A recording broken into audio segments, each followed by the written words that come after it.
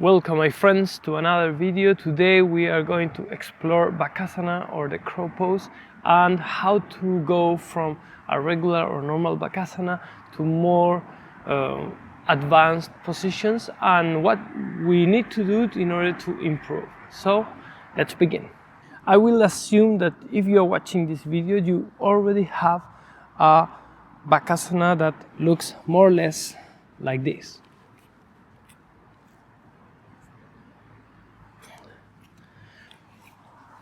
If that's the case, great.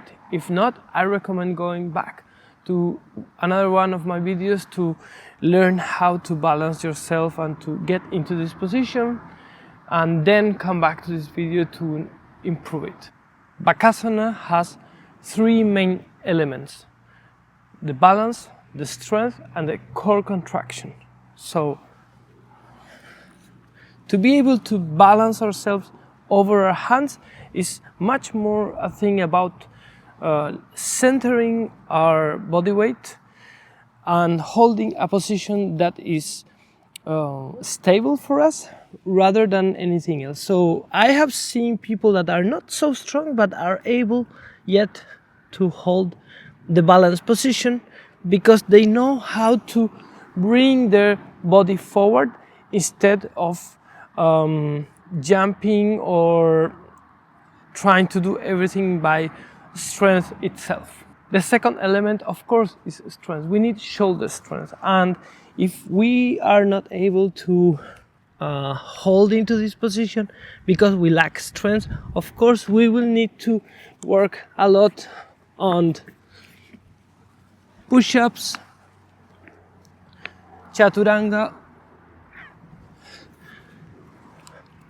Pike Push-ups, and Indian push-up.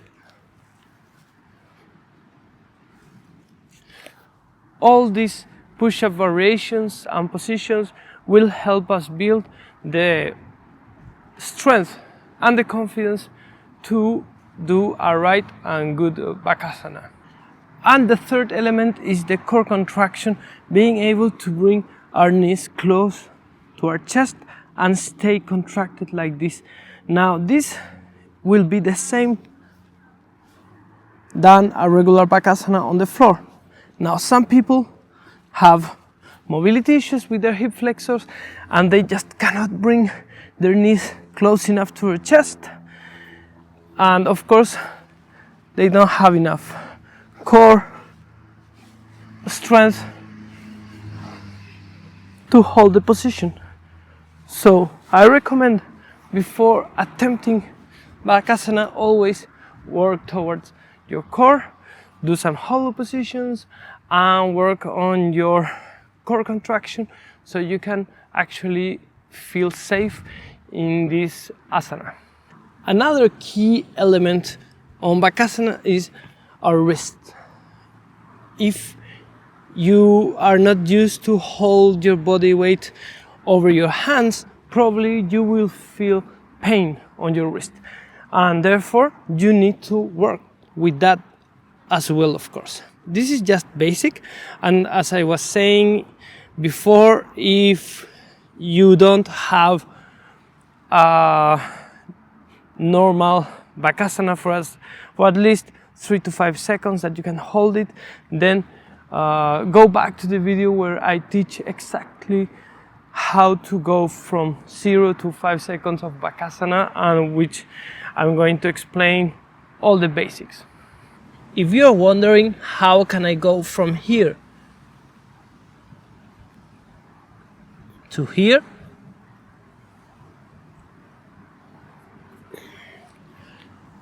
you've guessed right. What we need to do is to develop the capacity to stay for a longer time in Bakasana. So let's say that your maximum time is 10 seconds.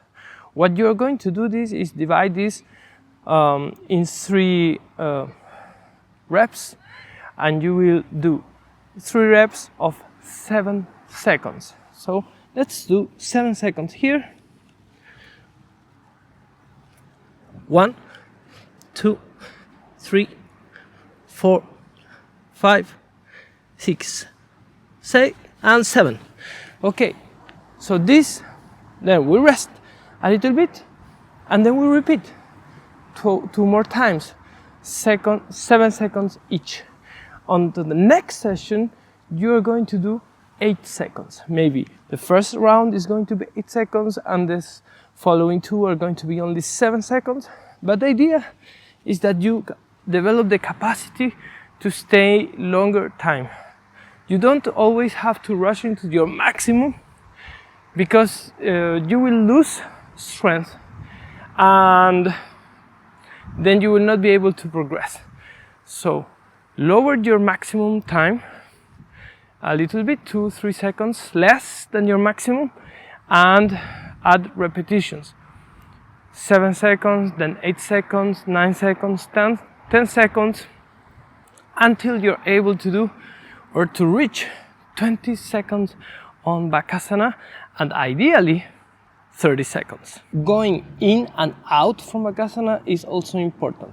So one way is just to put your hands forward and just balance, and then you can kick back and land in Chaturanga. Another way is that you can get into the position by bringing all your body weight back, bring one knee forward and then the other one, and then come to Bakasana.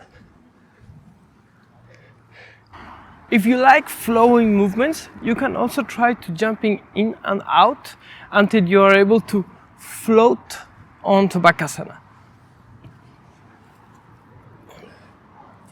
You go all the way back, you lift a little bit your hips, you jump,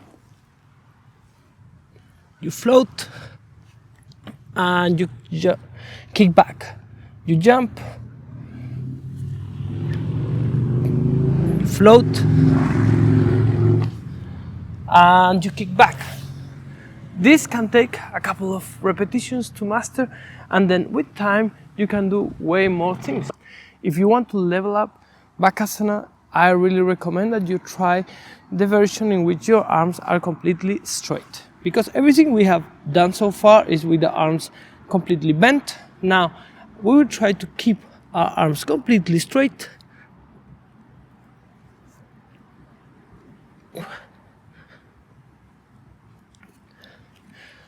and hold it in there. This will require first much more strength on your shoulders, much more stress on your wrist, and much more core contraction. So the more you work out onto this, the more you can do later with other things like the handstand. There's another asana that looks like Bakasana but is very different, which is called Lolasana, and in calisthenics we call it tuck planche. And basically is being here and floating with our whole body weight over our hands, over our arms. And this is something that you will want to achieve if you want to progress in your strength and your capacity, and also in your yogic practice if you want. So one way to do it is that you will come to Bakasana and take out one leg. So you will put only one leg over one arm and then switch until you are able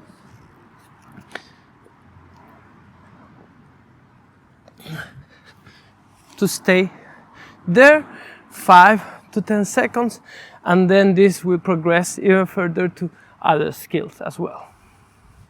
To finish up, I'm giving you here Bakasana training that you can do twice a week and see the results you really want. First, we're gonna start by working on our abs. So we're gonna start in Navasana, or the boat position, and from here we're going to bring our lower back down and up. 1, 2, 3, 4, 5, 6, 7, 8, 9, 10. Hold. Extend your legs.